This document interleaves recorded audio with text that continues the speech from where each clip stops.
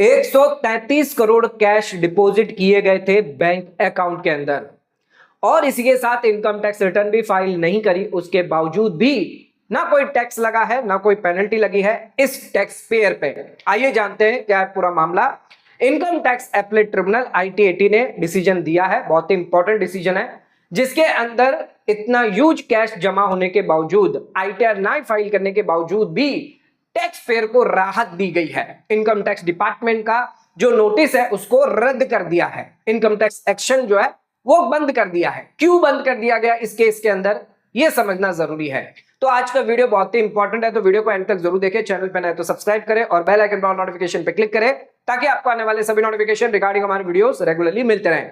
अगर आपको income tax return file करवानी है, ITR 3, ITR 4, share market related income है, बिजनेस रिलेटेड इनकम है, तो आप हमसे कांटेक्ट कर सकते हैं। व्हाट्सएप नंबर आपका दिया जाएगा यहाँ पर 87, ये नंबर पर आप हमें व्हाट्सएप जो है वो कर सकते हैं। ITR 1, ITR 2 भी भरवानी है, रिवाइज रिटर्न करना है, नोटिस का रिप्लाई करवाना है, तो इस नंबर पर आप हमसे कांटेक्ट कर सकते हैं।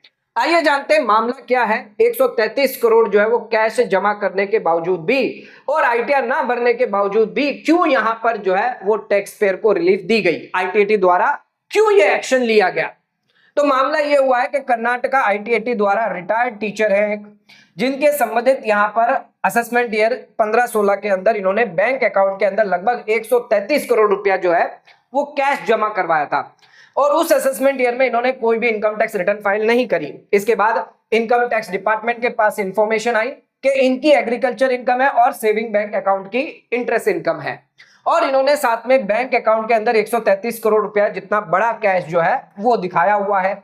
अच्छा, इस कारण से इनकम टैक्स डिपार्टमेंट के CBDT जो रिस्क मैनेजमेंट स्ट्रेटजी है उन्होंने इस ट्रांजैक्शन को फ्लैग कर दिया गया और डिपार्टमेंट ने फिर यहां पर उन पैसों को जो है वो अनडिस्क्लोज अनअकाउंटेड इनकम मानते हुए यहां पर जो इंक्वायरी करना स्टार्ट कर दिया गया।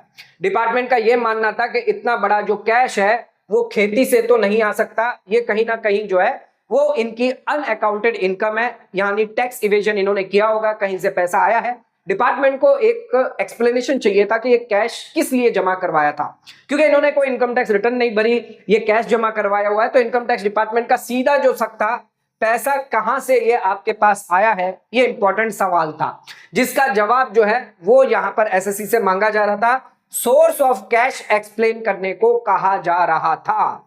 अब डिपार्टमेंट ने यहां पर क्या किया, 26 मार्च 2022 को जो है वो इनकम टैक्स डिपार्टमेंट द्वारा यहां पर नोटिस भेजी गई सेक्शन 148A(b) के तहत। इस नोटिस का मतलब यह है कि अगर डिपार्टमेंट के पास कोई इंफॉर्मेशन है आपकी इनकम रिलेटेड जो आपने इस पर टैक्स नहीं दिया या इनकम नहीं डिस्क्लोज करी है, तो उसका एक्सप्लेनेशन देना आपकी जिम्मेदारी है। जो टैक्स पेयर है उसकी जिम्मेदारी बनता है, लेकिन टैक्स पेयर ने इस नोटिस का कोई भी जवाब नहीं दिया। यह सबसे बड़ी गलती थी टैक्स पेयर की। इसके बाद 26 अप्रैल 2022 को इनकम टैक्स डिपार्टमेंट के असेसिंग ऑफिसर द्वारा सेक्शन 148A(d) के अंदर ऑर्डर पास कर दिया गया और 148 की जो नोटिस है वो जारी कर दी गई। ये डेट बहुत इंपॉर्टेंट है, 26 अप्रैल 2022, ये डेट आप ध्यान रखिएगा। कौन सी डेट है, 26 अप्रैल 2022, सिर्फ इस डेट का ही खेल है। इस डेट को जो नोटिस भेजी गई है इसी डेट का खेल है, जिसकी वजह से सारा का सारा केस जो है वो उल्टा हो गया है। आगे मैं आपको बताऊंगा क्या केस हुआ है इसमें। अच्छा, यहां पर टैक्स पेयर को जो है कहा गया इस नोटिस के तहत 148 के तहत कि आप अपनी इनकम टैक्स रिटर्न जो है वो वापस भरें। अच्छा, income tax return tax payer ने भरी, इनकम टैक्स रिटर्न भरने की पूरी कोशिश करी, टैक्स पेयर ने इनकम टैक्स भी रिटर्न भर दी, लेकिन हुआ क्या, एक और गलती हो गई टैक्स पेयर से। टैक्स पेयर ने ई वेरिफिकेशन नहीं किया। अगर आप ई वेरिफिकेशन 30 दिन में नहीं करते हो तो उस केस में आपकी ITR इनवैलिड मान ली जाती है, यानी कि आपने ITR फिर से नहीं भरी, यही माना जाएगा डिपार्टमेंट द्वारा। अब इनकम टैक्स डिपार्टमेंट ने प्रोसीडिंग को चालू रखा और रीअसेसमेंट के दौरान 48.85 लाख की जो इनकम थी उसको यहां पर जो है वो असेस किया, जिसमें से 48.73 लाख की इनकम को अनडिस्क्लोज किया। पूरा 1,33 लाख रुपया जो वो अनडिस्क्लोज नहीं माना, इसमें से 48 लाख या 49 लाख जितना जो है वो अनडिस्क्लोज माना गया और उस पर जो है वो टैक्स लगाकर इनकम टैक्स डिपार्टमेंट ने जो है वो यहां पर 144 के अंदर असेसमेंट यानी बेस्ट जजमेंट असेसमेंट जो है वो कर दिया गया। तो इंपॉर्टेंट बात एक ये भी है कि पूरे पर यहां पर जो है वो नहीं लगाया गया इनकम टैक्स डिपार्टमेंट द्वारा। अब टैक्स पेयर ने इस ऑर्डर को लेकर जो 144 का ऑर्डर आया, जिसको चैलेंज करते हुए, रीअसेसमेंट को चैलेंज करते हुए ये सीआईटी में गए, commissioner of income tax appeal. वहां पर टैक्स पेयर को कोई रिलीफ नहीं मिली, क्योंकि एक तो आपने रिटर्न नहीं भरी, इतना बड़ा कैश डिपॉजिट किया हुआ है, इसके अलावा आप नोटिस का रिप्लाई नहीं करो, तो सीआईटी वालों ने कोई बेनिफिट यहां पर नहीं दिया। इसके बाद वो गए आईटीएटी बेंगलुरु में, और आईटीएटी बेंगलुरु में उन्होंने अपने केस को अपने लॉयर से लड़वाया। अच्छा, लॉयर ने यहां पर जो है बहुत ही इंपॉर्टेंट पॉइंट उठाया, वो है नोटिस का लिमिटेशन पीरियड लेकर। नोटिस कब भेजी गई थी, मैंने आपको बताया था 148 की नोटिस जो भेजी गई थी 22 अप्रैल 2022 को, जबकि यहां पर लॉयर ने साफ कहा कि यहां पर नोटिस का जो टाइम लिमिट है वो ऑलरेडी खत्म हो चुका है। लॉयर ने कहा कि 31 मार्च 2022 को ही टाइम लिमिट खत्म हो चुका था, और अगर थोड़ा भी आप एक्सटेंशन कर ले, क्योंकि कुछ ऑर्डर थे एक्सटेंशन के, तो लगभग 12 अप्रैल 2022 लास्ट डेट थी नोटिस भेजने की। फॉर असेसमेंट ईयर बात हम कर रहे हैं 15-16 की। 148 के अंदर अगर आप नोटिस भेजते हो तो 12 अप्रैल से पहले या 31 मार्च से पहले आपको भेजनी थी, लेकिन आपने भेजी कब, यहां पर 22 अप्रैल 2022 को। भले ही आपने प्रोसीडिंग जो रीअसेसमेंट की मार्च से पहले ही स्टार्ट कर दी थी, हमने बताया ना मार्च से पहले ही नोटिस भेजना स्टार्ट कर दिया था, लेकिन आपने 148 की जो नोटिस थी वो भेजी थी 22 अप्रैल को। एडवोकेट ने इसी पॉइंट को ग्रैप्स करते हुए इस केस को पूरा ही पलट दिया। यहां पर ये पॉइंट जो था टेक्निकल पॉइंट था, इनकम टैक्स डिपार्टमेंट द्वारा यहां पर गलती हुई थी, नोटिस लेट भेजी गई थी, और इसी टर्निंग पॉइंट का बेनिफिट उठाते हुए 1 रुपया भी यहां पर टैक्स नहीं लगा। क्यों नहीं लगा, आइए आईटीएटी ने क्या जवाब दिया। पहले मैं अब आपको बता दूं असेसमेंट ईयर 15-16 की लिमिटेशन क्या है, कि यहां पर जो डेट है वो इंपॉर्टेंट है। असेसमेंट ईयर 15-16 का केस था, 31 मार्च 2022 जो है वो नोटिस का लास्ट डेट था, जो ऑलरेडी मैंने आपको बता दिया।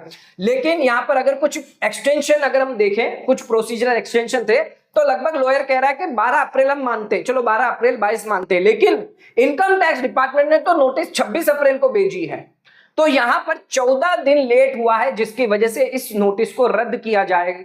जो रीअसेसमेंट प्रोसीडिंग चलाई है ये टेक्निकली डिफॉल्ट है। यहां पर बात तो कैश डिपॉजिट की तो हो ही नहीं रही है, टैक्स की तो हो ही नहीं रही है, यहां पर नोटिस के लीगल इश्यू की बात चल रही है, लिमिटेशन की बात चल रही है कि नोटिस वैलिड है या नहीं है। लॉयर कह रहा है वैलिड ही नहीं है, क्योंकि आपने लिमिटेशन के बाहर जाके ये नोटिस भेजी है। डिपार्टमेंट मानने के लिए तैयार नहीं है, आईटीएटी ने इसको स्वीकार कर लिया है। आइए मैं आपको बताता हूं आईटीएटी ने क्या कहा है। आईटीएटी ने कहा है कि टैक्स पेयर ने जो लिमिटेशन वाला आर्ग्यूमेंट किया है इसको स्वीकार कर लिया है, जिसकी वजह से 148 का जो नोटिस लिमिटेशन पीरियड के बाहर गया है, और ये रीअसेसमेंट प्रोसीडिंग जो है वो पूरी तरीके से वैलिड है ही नहीं। यहां पर कैश डिपॉजिट जो किया गया था इसकी तो कोई बात ही नहीं हो रही है, रिटर्न नहीं भरा गया इसकी तो कोई बात ही नहीं हो रही है। लॉयर ने तो उठा दिया एक पॉइंट जो मिल गया, क्योंकि ये टेक्निकल चीजें होती है, चाहे वो इनकम टैक्स डिपार्टमेंट भी क्यों ना हो, आप रूल्स और लॉ के बियॉन्ड नहीं जा सकते। अगर टैक्स पेयर को रूल्स और लॉ अपनाने हैं तो इनकम टैक्स डिपार्टमेंट को भी उसके हिसाब से चलना है।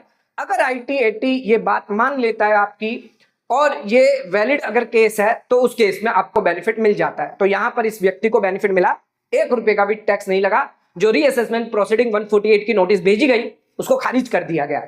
तो यहां पर डिपार्टमेंट के बाद में कितनी भी नोटिस क्यों ना भेजी गई, अच्छा डिपार्टमेंट ने पहले भी नोटिस भेजी थी, बाद में भी नोटिस भेजी थी, सारा प्रोसीजर किया था, कोई मतलब नहीं। आपने 148 की नोटिस बियॉन्ड द लिमिट भेजी हुई है, तो आपने रीअसेसमेंट की जो नोटिस है वो अगर जुडिक्शनल नोटिस लिमिटेशन से बाहर है तो उस केस में आपका जो केस है वो वैलिड नहीं माना जाएगा। तो 148 नोटिस जो थी वो डिपार्टमेंट द्वारा, भले ही आपने पहले 148 ए बी की क्यों ना भेजी हो, उससे कोई मतलब नहीं है, आपने रीअसेसमेंट की कब भेजी है वो इंपॉर्टेंट होती है, जो आपने 26 तारीख को भेजी थी। तो 148 की नोटिस जो है वो आपकी इंपॉर्टेंट है। ये प्राइमरी प्रोसीजर जो है वो फॉलो आपने भले क्यों ना किया हो, लिमिटेशन पीरियड से बाहर है तो उसके इसमें यहां पर जो है आपका खारिज किया जाएगा। अच्छा, इसमें सुप्रीम कोर्ट के जो जजमेंट थे वो भी बताए गए कि सुप्रीम कोर्ट के कुछ जजमेंट थे राजीव बंसल केस का और मोहम्मद यासीन केस का, जिसके तहत जो लिमिटेशन है और रीअसेसमेंट को लेकर यहां पर केस दिया गया। इसका रेफरेंस देते हुए यहां पर नोटिस को जो है वो टाइम बेड करके खत्म कर दिया गया। तो एक महत्वपूर्ण जो फैसला जो वो यहां पर दिया गया आईटीएटी बेंगलुरु द्वारा 148 का जो नोटिस है, क्योंकि लिमिटेशन पीरियड जो है वो यहां पर जा चुका है, तो यहां पर जो रीअसेसमेंट प्रोसीडिंग है इसको पूरा का पूरा इनवैलिड जो है वो मान लिया गया और टैक्स पेयर को यहां पर रिलीफ दे दी गई। इनकम टैक्स डिपार्टमेंट द्वारा जो एक्शन लिया गया रीअसेसमेंट का वो खारिज कर दिया गया। यहां पर 133 करोड़ रुपया जो है वो कैश डिपॉजिट किया था, इसके बारे में तो डिबेट ही नहीं हुई है। आईटीआर नहीं फाइल करी, इसके बारे में तो कोई डिबेट नहीं हुई है, क्योंकि यहां पर जो नोटिस है उसका जो टाइम पीरियड था वो डिले हो गया था, क्योंकि ये टेक्निकल एरर थी इनकम टैक्स डिपार्टमेंट की तरफ से। तो इनकम टैक्स डिपार्टमेंट को भी लॉ फॉलो करना पड़ेगा और आईटीएटी ने साफ कह दिया है कि इनकम टैक्स डिपार्टमेंट इस नोटिस को आगे कंटिन्यू नहीं कर सकता।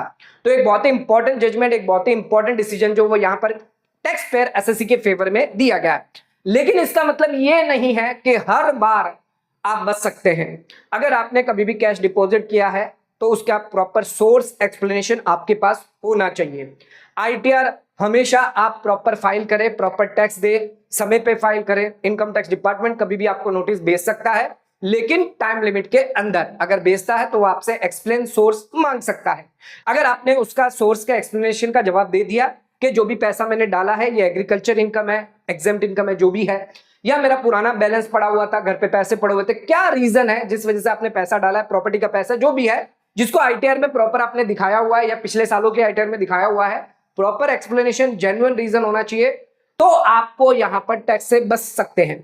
लेकिन अगर आपने एक्सप्लेनेशन नहीं दिया तो उस केस में आपको अनडिस्क्लोज इनकम मान के हायर टैक्स पेनल्टी लगाई जा सकती है।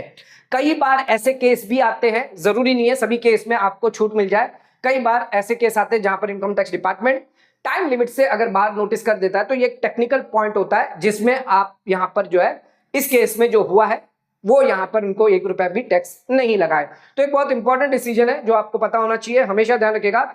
इनकम टैक्स इस केस से यही मिलता है कि आपने जो इनकम टैक्स डिपार्टमेंट है उसे भी लॉ को फॉलो करना इंपॉर्टेंट है। अगर वो लॉ को फॉलो नहीं करेगा तो उस केस में टैक्स पेयर पर भी कोई जो है वो कानूनी कार्रवाई नहीं हो सकती। तो एक इंपॉर्टेंट डिसीजन, एक इंपॉर्टेंट जजमेंट यहां पर दिया गया। आज का वीडियो अगर आपको पसंद आया तो वीडियो को लाइक शेयर सब्सक्राइब करना ना भूलें। वीडियो को ज्यादा से ज्यादा शेयर करें ताकि और लोगों तक इसकी नॉलेज पहुंच सके। आज का वीडियो समाप्त करते हैं, धन्यवाद।